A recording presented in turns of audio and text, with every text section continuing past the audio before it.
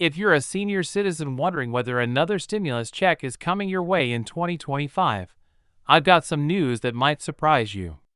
Congress has been unusually quiet about direct payments this year, but there's actually more happening behind the scenes than most people realize. 3 separate proposals are floating around Capitol Hill right now that could put money directly into seniors' pockets, and one of them has bipartisan support that nobody's talking about. But here's the catch: none of these look like the stimulus checks we got during the pandemic, and the timeline is tighter than you might think. Stay with me because I'm going to break down exactly what's real, what's rumor, and what seniors need to know before these proposals either move forward or disappear entirely. Let's start with what we know for certain. The federal government issued 3 major stimulus payments between 2020 and 2021.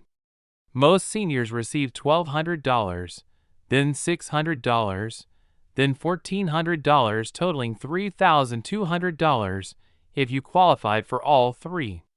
These weren't specifically senior programs, they were universal payments during the COVID emergency. Fast forward to 2025, and the economic picture looks completely different.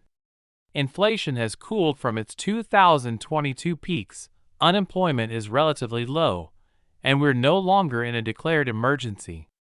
This matters because stimulus payments have historically required either economic crisis or broad bipartisan agreement, neither of which exists right now. But seniors face unique financial pressures that haven't gone away. Medicare premiums increased by about $10 per month for 2025. Social Security got a 2.5% cost of living adjustment, which sounds decent until you realize it's actually below the 3.2% we saw in 2024. Meanwhile, housing costs, prescription drugs, and everyday expenses continue climbing faster than many fixed incomes can handle. This is why 3 different approaches are being discussed in Washington, each targeting seniors specifically rather than the general population. The most comprehensive proposal comes from Senator Bernie Sanders and Representative Peter DeFazio. Their Social Security Enhancement Act includes what they're calling emergency senior payments, essentially $1,200 one-time payments to everyone currently receiving Social Security benefits. Here's how it would work: if you're getting Social Security retirement, disability, or survivor benefits, you'd automatically receive this payment. No application required, no income limits, no complex eligibility rules. The money would go out the same way your monthly Social Security does. The bill also includes permanent changes increasing Social Security benefits by about $200 per month and extending the program's solvency by lifting the payroll tax cap on high earners. But that's where things get politically complicated. Sanders argues that seniors have been hit hardest by inflation because they can't just switch jobs or negotiate raises like younger workers.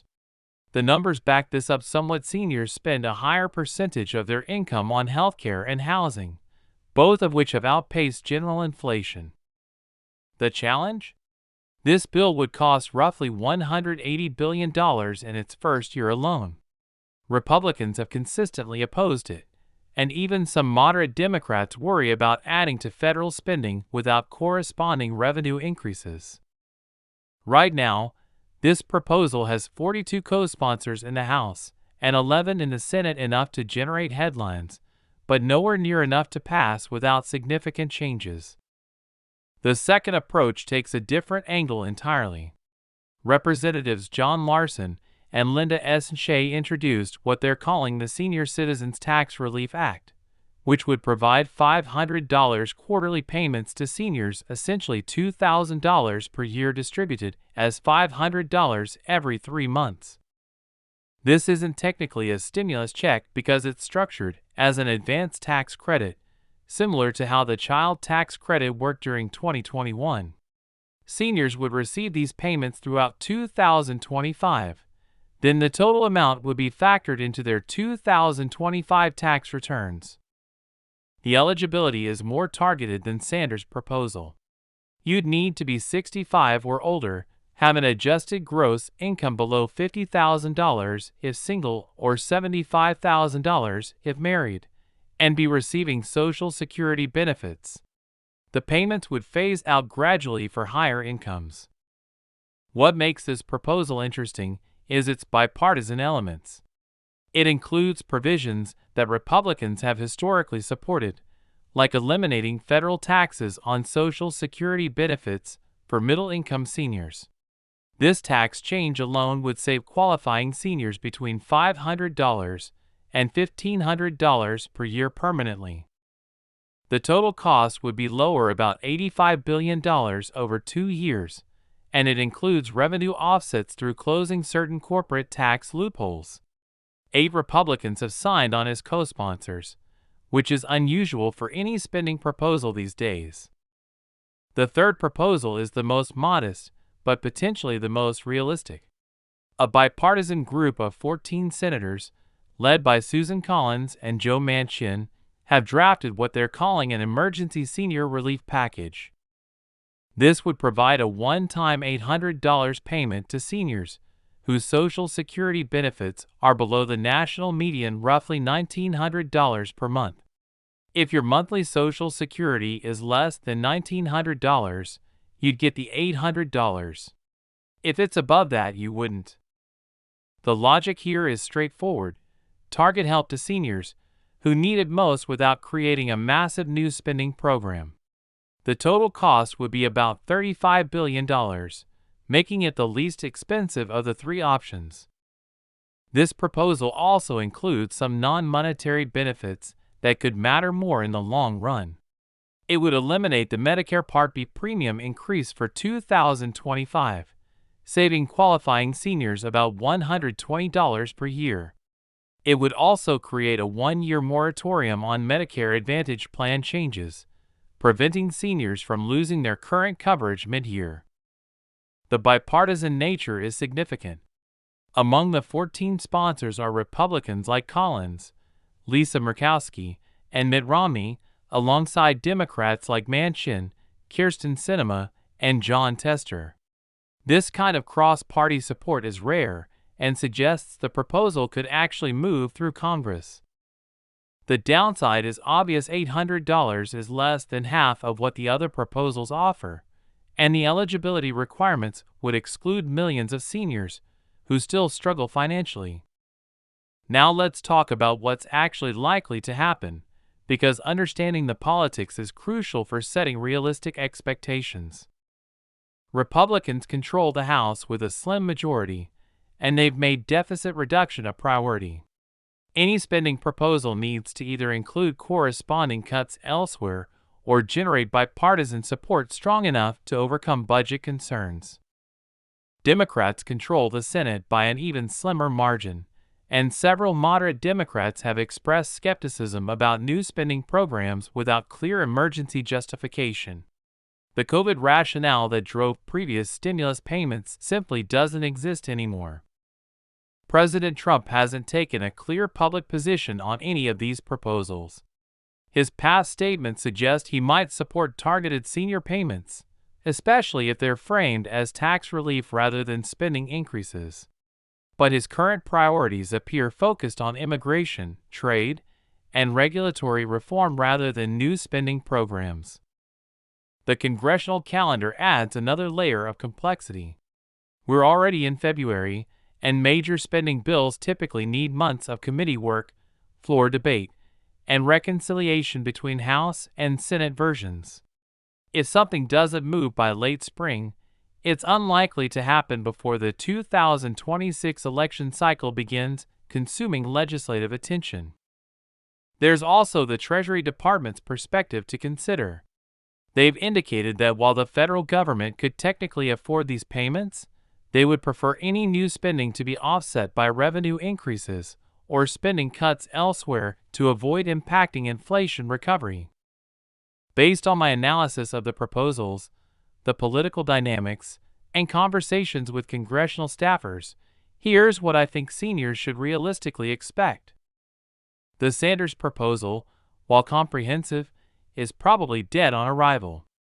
The price tag is too high, the partisan divide too wide, and the political appetite for major new spending programs too limited.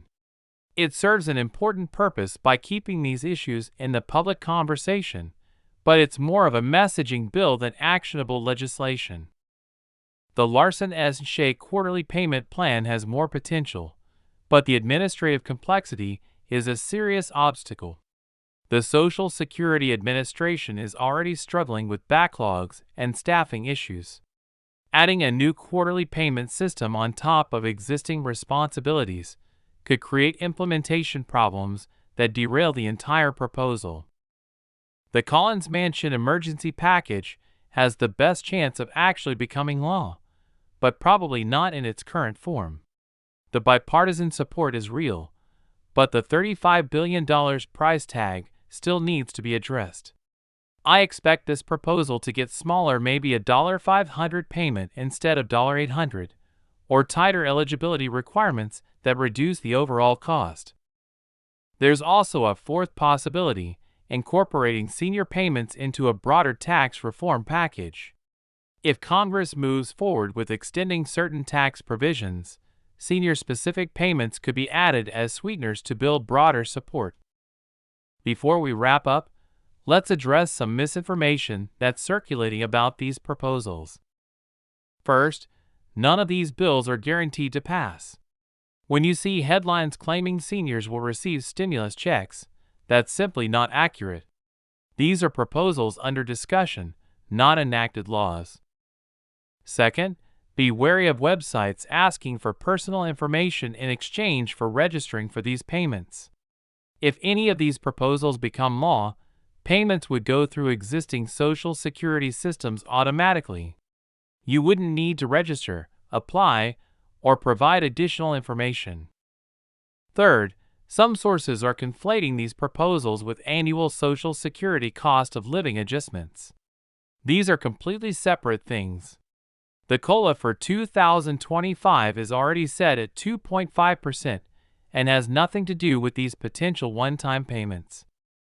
Finally, scammers are already using these proposals to target seniors with fake phone calls and emails. The government will never call you asking to verify information for stimulus payments, and legitimate government communications come through official mail, not phone calls or text messages. So here's the bottom line for seniors wondering about a forced stimulus check in 2025. 3 proposals are actively being discussed in Congress, ranging from $800 to $12 in potential payments. The most likely scenario is a smaller, more targeted payment to lower-income seniors, probably in the $500 to $800 range, that could happen in the second half of 2025 if bipartisan negotiations succeed. The least likely scenario is comprehensive payments to all seniors regardless of income or need. The political and fiscal environment just doesn't support that kind of broad spending right now. What should you do while this plays out? First, ignore any website or communication asking you to register for these payments. If they happen,